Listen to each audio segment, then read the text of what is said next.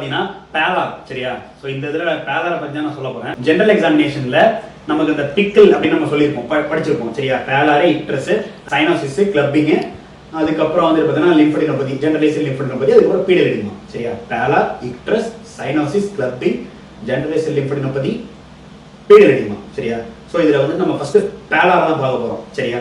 So baler இப்போ வந்து உன்னோட மெயின் ப்ராக்டிகல்ல எக்ஸாமினர் வந்து தம்பி வந்து பேலாரை செக் பண்ணுப்பா அப்படின்னு கூப்பிட்டாங்கன்னா நீ ஸ்டார்டிங்லேருந்து எண்டிங் வரைக்கும் நீ என்ன பண்ணணும் அதுதான் நான் இப்போ சொல்ல போறேன் சரியா. ஸோ ஃபர்ஸ்ட் எப்பவுமே வந்து பார்த்தீங்க அப்படின்னா இப்போ பேஷண்ட்டோட ரைட் சைடில் நின்றுக்கணும் சரியா. இப்போ இவர் நம்ம இன்னைக்கு வந்து இவர் தான் நமக்கு பேஷண்ட். இப்போ ஒரு அடல்ட் பேஷண்டா நீங்க கன்சிடர் பண்ணிக்கங்க சரியா. தம்பி உன் வயசு என்ன? 13 வயசு இவனுக்கு சரியா. நமக்கு 13 வயசு இருக்கிற பேஷண்ட் வந்து மெடிசன்ல வைப்பாங்களா அப்படிங்கிறது ஒரு டவுட் தான் சரியா. மேக்ஸிமம் ஓல்ட் ஏஜ் பீப்புள் தான் வைப்பாங்க. ஸோ இப்போ நம்ம ஒரு அடல்ட் பேஷண்ட்டை கன்சிடர் பண்ணிக்கோங்க. ஸோ இப்போ பேஷண்ட்டோட ரைட் சைடில் போய் நின்றுக்கணும். சரி சார், ரைட் சைடு நிற்காம நான் அப்படி போய் லெஃப்ட் சைடில் நின்றுனா என்ன பண்ணுவாங்க அப்படின்னா தம்பி அப்படியே வெளில போப்பான்னு அனுப்பிச்சு விட்ருவாங்க சரியா. உன்னை காப்பாற்றவே முடியாது. எக்ஸாமினர் ஏதோ கரிசனப்பட்டு உன்னை காப்பாற்றினாதான் சரியா. லெஃப்ட் சைடில் போய் நின்னா அது பிளண்டர் ஆகிடும் சரியா. உனக்கு மேக்ஸிமம் வந்து ப்ராக்டிக்கல்ல நீ எந்த அளவுக்கு ஆன்சர் பண்ணுறங்கிறத விட உனக்கு பேசிக்கான ஒரு சில விஷயங்களும் தெரிஞ்சிருக்கா அப்படிங்கிறத பார்ப்பாங்க சரியா. ஸோ இப்போ நீ லெஃப்ட் சைடில் நிற்கக்கூடாது சரியா. ரைட் சைடில் பேஷண்ட்டோட ரைட் சைடில் நிற்கணும். இதுதான் ஃபர்ஸ்ட் மேஜர் திங் சரியா. ஸோ அதுக்கப்புறம் என்ன பண்ணணும் அப்படின்னா இப்போ பேஷண்ட் கிட்ட நம்ம என்ன பண்ண போகிறோம் அப்படிங்கிறத நம்ம வந்து எக்ஸ்பிளைன் பண்ணிடணும் சரியா. இப்போ பேலர் அப்படின்னா இப்போ இந்த மாதிரிப்பா உங்களோட கண்ணில் கீழே நம்ம பார்க்க போகிறோம், பார்க்கணும், நீங்கள் மேலே பாருங்க. ஸோ அப்படின்னு சொல்லிட்டு அவங்கள்ட்ட நம்ம ப்ரொசீஜரை எக்ஸ்பிளைன் பண்ணிட்டு அவங்கள்ட்ட கன்சர்ன் வாங்கினதுக்கு அப்புறம் நம்ம அதை பண்ணணும் சரியா. ஸோ இப்போ ஃபர்ஸ்ட் பேஷண்ட் ரைட் சைடில் நிற்கணும். அதுக்கப்புறம் we have to explain the procedure and get consent from the patient சரியா. ஸோ இப்போ இவர் நான் பண்ண போகிறேன் எப்படின்னு ஃபர்ஸ்ட்டு மேலே பாருங்க சரியா. தலையை நேராக வைங்க.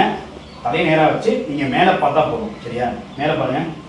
ஸோ நம்ம வந்து ஃபர்ஸ்ட்டு நம்ம எந்தெந்த சைட்டில் வந்துட்டு பேலாரை செக் பண்ணணும் அப்படிங்கிறது ரொம்ப முக்கியம். இப்போ நான் பார்க்குறது வந்துட்டு பார்த்தேன் அப்படின்னா லோவர் பால்பபரல் கன்ஜக்டிவா சரியா. ஸோ இப்போ எக்ஸாமினர் வந்துட்டு பார்த்தீங்கன்னா லோவர் பால்பபரல் கன்ஜக்டிவால நீ எந்த இடத்துல பார்ப்ப அப்படின்னு கேட்டாங்கன்னா anterior rim of lower palpebral conjunctiva சரி. வேற எந்தெந்த இடத்துல நம்ம பேலார் செக் பண்ணோம் அப்படின்னா அதுக்கப்புறம் ரெண்டாவது இடம் வந்துட்டு பார்த்தீங்கன்னா நாக்கு நீட்ட சொல்லணும். நாக்கு நீட்ட சொல்லணும், வாயை வந்து திறக்க சொல்லணும் சரியா. டங்கு ஓரல் மிக்கோசா. ஸோ வாயை திறங்க.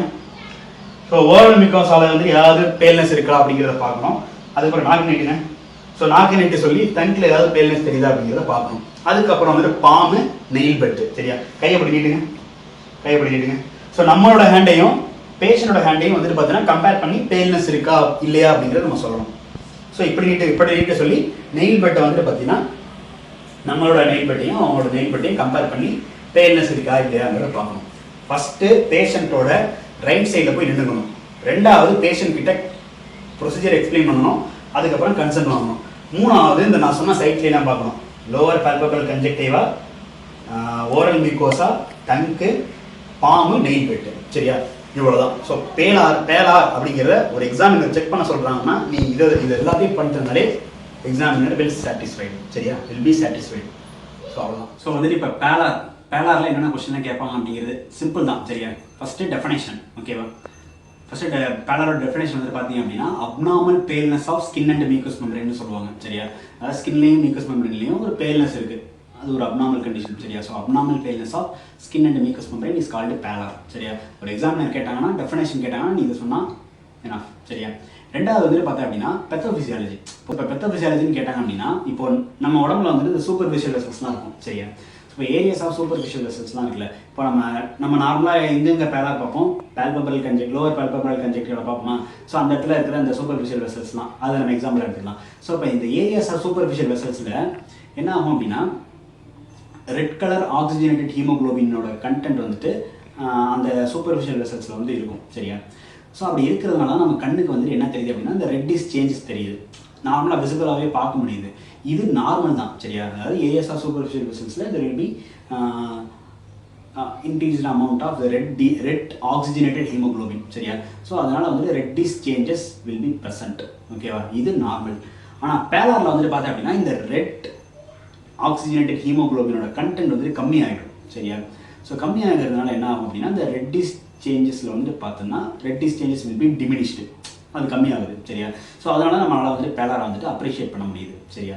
ஸோ பெத்தோபிசியாலஜி கேட்டாங்க அப்படின்னா சிம்பிளாக ஒரே வார்த்தையில் சொல்லணும் அப்படின்னா red oxygenated haemoglobin will be decreased. சரியா, இதை சொல்லிட்டீங்கன்னா போதும். ஓகேவா? அதுக்கப்புறம் வந்துட்டு பார்த்தா அப்படின்னா என்னென்ன ஏரியாஸில் நம்ம வந்து பேலாரை வந்து நோட் பண்ணணும். நம்ம ஆல்ரெடி சொன்னதான் லோவர் பால்பபிள் கன்ஜெக்டிவா. இன்னும் தெளிவாக சொல்லணும் அப்படின்னா anterior rim of the lower palpable கன்ஜெக்டிவா.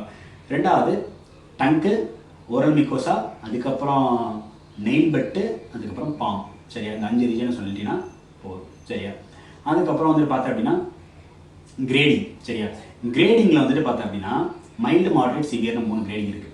மைல்டுனா நம்ம அதை கிளினிக்கலாக அப்ரிஷியேட் பண்ண முடியாது, ரொம்ப மைல்டு பேலாராக இருக்கும். சரியா, ரெண்டாவது கிரேடு 2 மாடரேட் கிரேடிங் வந்துட்டு பார்த்தோன்னா நம்ம வந்து கிளினிக்கலாக அப்ரிஷியேட் பண்ணிடலாம். சரியா, மூணாவது வந்துட்டு பார்த்தீங்கன்னா சிவியரில் வந்து பார்த்தீங்கன்னா கிளினிக்கலாக அப்ரிஷியேட் பண்ணலாம். ப்ளஸ் பால்மார் க்ரீஸ் இருக்குல்ல, இந்த பால்மார் க்ரீஸ் எல்லாம் டிஸப்பியரன்ஸ் ஆகும். அல்லது செர்வைக்கல் வீனஸ் ஹம்ப்னு சொல்லுவாங்க, அது கேட்கும்னு சொல்லுவாங்க. செர்வைக்கல் வீனஸ் ஹம்ப்னா என்ன சார் அப்படின்னு ஒரு டவுட் வரும்ல. ஃபஸ்ட்டு பேஷண்ட்டை இந்த மாதிரி உட்கார வச்சுக்கணும், அல்லது வந்துட்டு சிட்டிங் ஆர் ஸ்டாண்டிங் பொசிஷன். சரியா, make the patient in sitting or standing position. உட்கார வச்சுக்கணும் அல்லது நிற்க வச்சுக்கணும்.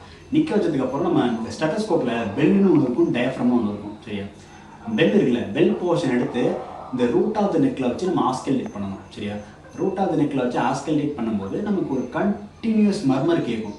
அப்படி கேட்டுச்சுன்னா that indicates presence of cervical venous hum. சரியா, ஸோ செர்வைக்கல் வீனஸ் ஹம்ப் இருந்தால் என்ன சார் அப்படின்னா அது வந்து பார்த்தீங்கன்னா ஒரு சிவியர் அனீமியா இண்டிகேட் பண்ணணும் அப்படின்னு சொல்லுவாங்க. சரியா, கிரானிக் காம்பன்சேட்டட் சிவியர் அனீமியா அப்படிங்கிற மாதிரி சொல்லுவாங்க. சரியா, ரொம்ப சிவியரான கேசஸில். சரி, காசஸ் ஆஃப் அனீமியா. சரியா, so what are the causes நம்ம ஆல்ரெடி தெரிஞ்சதான். அயன் டெஃபிஷியன்சி அனீமியா, அதுக்கப்புறம் vitamin B12 deficiency anaemia. Iron deficiency அனீமியாவில் என்ன சயின்ஸ்லாம் வரும்? காயிலோனைக்கியா என்னென்ன ஸ்பூன் ஷேப்டு நெயில்ஸ், அதாவது நெயிலே வந்து பார்த்தோம்னா நடுவில் குழி விழுந்துருக்கும். சரியா, எக்ஸாம் எங்களுக்கு போகிறதுக்கு முன்னாடி லாஸ்ட் போஸ்டிங் மெடிசன் அப்போ நான் ஒரு கேஸ் பார்த்தேன். அதாவது typical iron deficiency anaemia patient. இது எப்படின்னா இப்போது அவருக்கு வந்துட்டு இந்த நெகத்திலாம் வந்து பார்த்தோன்னா நடுவில் வந்துட்டு ஒரு பள்ளம் மாதிரி இருந்துச்சு. அந்த நம்ம ஸ்பூன் எடுப்போம்ல அந்த மாதிரி ஒரு பள்ளம் மாதிரி இருந்துச்சு. ஒரு டிப்பிக்கல் அயன் டெஃபிஷியன்சி பேஷண்ட் அவங்க. சரியா, ஸோ அந்த மாதிரி வந்துட்டு ஸ்பூன் ஷேப்டு நெயில்ஸ் இருக்கும். அதுதான் வந்துட்டு பார்த்தீங்கன்னா காயிலோனைக்கியா அப்படின்னு நம்ம சொல்லுவோம். சரியா, இது வந்துட்டு பார்த்தோன்னா அயன் டெஃபிஷியன்சி அனீமியாவில் வரும். சரியா, அதுக்கப்புறம் vitamin B12 deficiency. Vitamin B12 டெஃபிஷியன்சியோட சயின்ஸ் என்னென்ன அப்படின்னா நக்கிள் ஹைப்பர் பிக்மெண்டேஷன். அதாவது இந்த நக்கிள்ஸில் மட்டும் பார்த்தோன்னா மற்ற நார்மல் ஸ்கின்னை கம்பேர் பண்ணும்போது இங்கே நல்லா திக்காக இருக்கும் கலர். சரியா, அதான் ஹைப்பர் பிக்மெண்டேஷன் சொல்லுவோம், நக்கிள் ஹைப்பர் பிக்மெண்டேஷன். சரியா, vitamin B12 deficiency, iron deficiency anaemia, அதுக்கப்புறம் இந்த ஹீமோலைட்டிக் அனீமியா, அதுக்கப்புறம் aplastic anaemia, so anaemia of chronic disease. So இந்த மாதிரியான காசஸ் நீங்கள் சொல்லிட்டீங்கன்னா எக்ஸாமில் வந்துட்டு சாட்டிஸ்ஃபை ஆயிடுவார். சரியா, ஸோ ஃபஸ்ட்டு டெஃபினேஷன் தெரிஞ்சிருக்கணும், ரெண்டாவது பெத்தோஃபிசியாலஜி, மூணாவது வந்துட்டு பார்த்தீங்கன்னா என்னென்ன சைட்டில் நீ பார்ப்பேன், நாலாவது செர்விக்கல் வீனஸ் ஹம்ப், அஞ்சாவது காசஸ். சரியா, ஸோ இதெல்லாம் நீ இந்த அளவுக்கு நீ பேலரை பற்றி நீ தெரிஞ்சுக்கிட்டாலே போதும். ஓகேவா, அவ்வளோதான்.